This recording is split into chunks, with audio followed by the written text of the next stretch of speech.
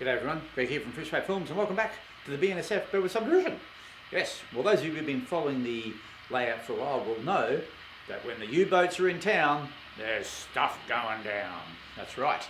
And this is my track laying train, those of you who haven't seen it. And every time these old Atlas U-boats are out, that means the track gangs are out. So, what does that mean? That means I'm finally putting in this passing siding that's been always planned to be there. One of those things, you know, you get around to doing other things. So finally, since I've got the scenery bug, doing more scenery on the lower level, the upper level needs a little bit of attention. It needs a lot of attention. Needs some attention. That'd be better than nothing. So before we do this scene in here, I need to do this passing siding. So that means the old work train has to come out. So the first thing we're going to do is install a turnout on the main line, and that will get us into the siding, and then we have another two to do down here. But I thought I'd do this in a series because recently we've had quite a few new subscribers to the channel, and you might not want to go back to all my track laying videos way back.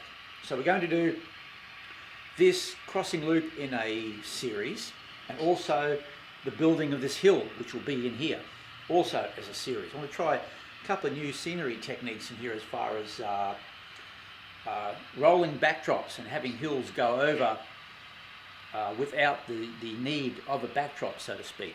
So it'll be interesting. So the first thing we're going to do, the first episode, which is this one, which will be installing our turnout and starting our track bed. The second one will be soldering curves and getting our track laid around the curve to the other end of the siding. Then the third one will be building the scenery for the hill, the rough scenery, no grass or anything like that. So we'll be doing the base work for the scenery. So without further ado, let's get this turnout installed. And today we're installing our Tillig number 7 turnout. These are lovely turnout. They're a spring switch, no heel there, no pivot. They're very nice. But they are very flexible. You have to be very careful and very accurate how you install them, especially with the throw bar here. So I've done a line through there, and I've done a small hole there to line up with my throw bar, little hole in the throw bar there. And you have to be really accurate with these turnouts, and you have to be very careful how you mount them because they're flexible. You can see I've got pins there, and another pin down there that keeps the turnout straight. So these turnouts you can actually bend, so you've got to be very careful with them. They look good once they're installed. Now you can see we've drilled a hole, 1/4 inch hole there, and I have the drill sticking through there. And it's poking out, wow, it's poking out through the bottom there. And then we use our tortoise jig, which I really like.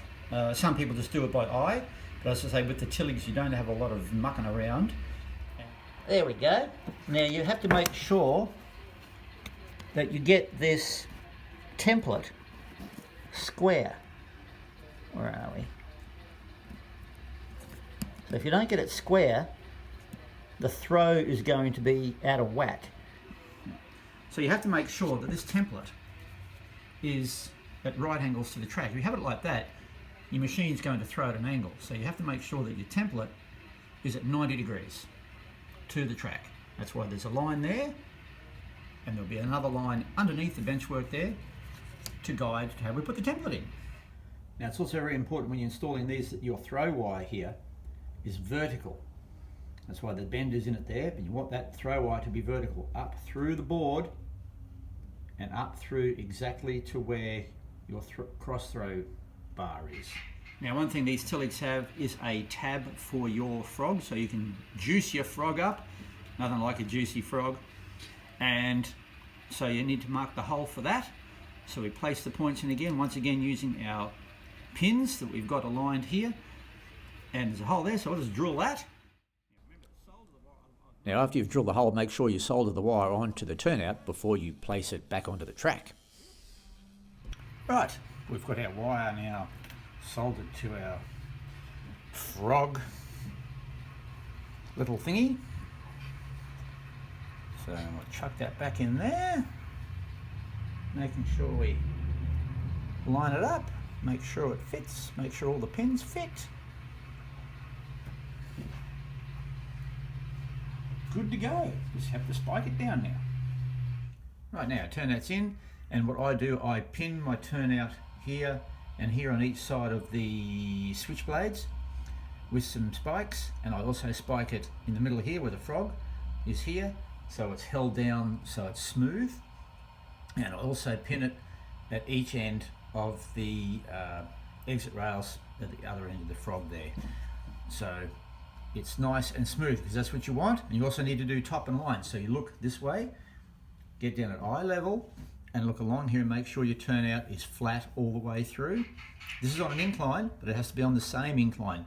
Turnouts can't be changing elevation through the switch, and that's the same for the prototype as well. The turnout must be the same profile through the whole length of the turnout. I don't glue turnouts down. I don't even glue track down. I don't believe in it. I think you should spike track down and get good running first, and then you'll glue it down when the ballast goes down. The other way, you make sure that the track is perfectly aligned with the turnout there at that end, and nice and smooth up that end. Now what we're going to do here is we have to bring this rail around into the siding. So the idea is that you get it straight first, and you pin this bit through here, so this is dead straight coming off here. Pin it to about there, and then once you've got it pinned, you can start moving the track round in the curve. Don't pull it round in the curve first, round like that, and then try and pull it straight here, because you're fighting with it. So go straight first, even though you can see the track coming off the cork there. Go straight first, get that beautiful through here, spike it to about there, and then start bringing it around. It'll look much better, and once again, it'll be more reliable track work. Now the cable from our tortoise comes down to this connector, and you can see we've got a lot of wires here, but we're going to need them all. We've got our positive and negative, obviously, to switch the machine, and that will change depending on which way we throw it, obviously. And that will come from our switch 8 NCE controller, which is down below the board here. We've got our frog power, so we've got our track power coming in and our frog power going out. So every time the switch machine switches, you either get power from this rail or from this rail, and that goes to your frog. I forget which way the contacts are, but it doesn't matter. Over here is our negative, and here is another 3 contacts, another normally open and a normally closed contact, and they will go to the signaling system. So they will tell the signaling system when the turnout is in normal and when the turnout is in reverse. So that's for the interlocking of the signal system, which will be, for the time being, a relay interlocking in this section before I get JMRI.